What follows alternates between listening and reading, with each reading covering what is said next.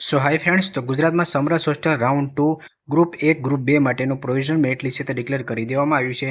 આની પહેલાં જે મેં વિડીયો બનાવ્યો હતો એ ગ્રુપ 3 માટેનું હતું, પરંતુ આ છે ગ્રુપ 1 અને ગ્રુપ 2ના વિદ્યાર્થીઓ માટે છે।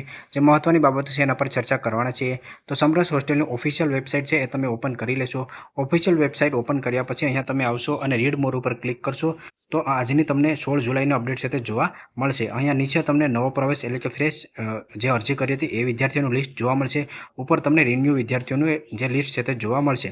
આમાં ગ્રુપ 1 મેડિકલ સિવાયના કોર્સિસનું અને ગ્રુપ 2ના વિદ્યાર્થીઓનું જે મેરિટ યાદી છે તે ડિક્લેર કરવામાં આવી છે। જે ગ્રુપ 3માં જે લોકોએ ફોર્મ ભર્યું હતું એ વિદ્યાર્થીઓને already provisional merit list declare કરવામાં આવી હતી, એના પર મેં ઓલરેડી વિડીયો છે તે બનાવ્યો હતો। આ પીડીએફ ઓપન કરવા માટે અહીંયા તમને ડાઉનલોડ ડોક્યુમેન્ટ જોવા મળશે, એના પર તમે ક્લિક કરશો। એના પર તમે ક્લિક કરશો એટલે પીડીએફ તમારા મોબાઈલમાં ડાઉનલોડ છે તે થઈ જશે। તો ઉપરની જે પીડીએફ છે એ રિન્યુઅલ વિદ્યાર્થીઓ માટે છે। જો તમે ફ્રેશ એપ્લિકેશન કરી હોય તો નીચે તમને જે ફ્રેશ એપ્લિકેશનનું જોવા મળશે એ પીડીએફ તમારા મોબાઈલમાં ડાઉનલોડ કરશો। જે પણ વિદ્યાર્થીઓનું આ મેરિટ લિસ્ટમાં નામ હોય એ તમામ વિદ્યાર્થીઓને 24 જુલાઈ સુધીમાં જે પણ હોસ્ટેલમાં ફોર્મ ભર્યું હોય ત્યાં ડોક્યુમેન્ટ વેરિફિકેશન માટે જવાનું હોય છે। તો નીચે તમારું નામ ચેક કરી લેશો। જો એ મેરિટ લિસ્ટમાં તમારું નામ હોય તો તમારે 24 જુલાઈ સુધીમાં જે પણ હોસ્ટેલમાં ફોર્મ ભર્યું ત્યાં તમારે રૂબરૂ જવાનું રહેશે। અને જે રાઉન્ડ 1નો વિડીયો બનાવ્યો હતો એમાં મેં કહ્યું છે એ તમામ ડોક્યુમેન્ટ તમારે લઈને જવાનું રહેશે।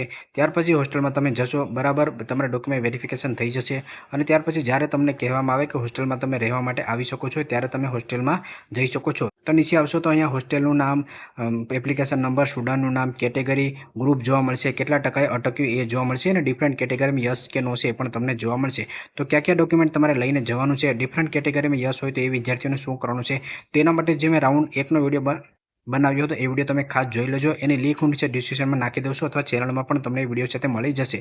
જે પણ વિદ્યાર્થીઓને આમાં એડમિશન મળેલું હોય એને બાંહેધરી પત્રક પણ લઈને જવાનું હોય છે। તો બાંહેધરી પત્રક તમારે કઈ રીતે ડાઉનલોડ કરવું અને પ્રોસેસ કઈ રીતે રહેશે એના પર પણ માહિતી તમને એ વિડીયોમાં આપેલી છે, તો એ વિડીયો તમે ખાસ જોઈ લેજો।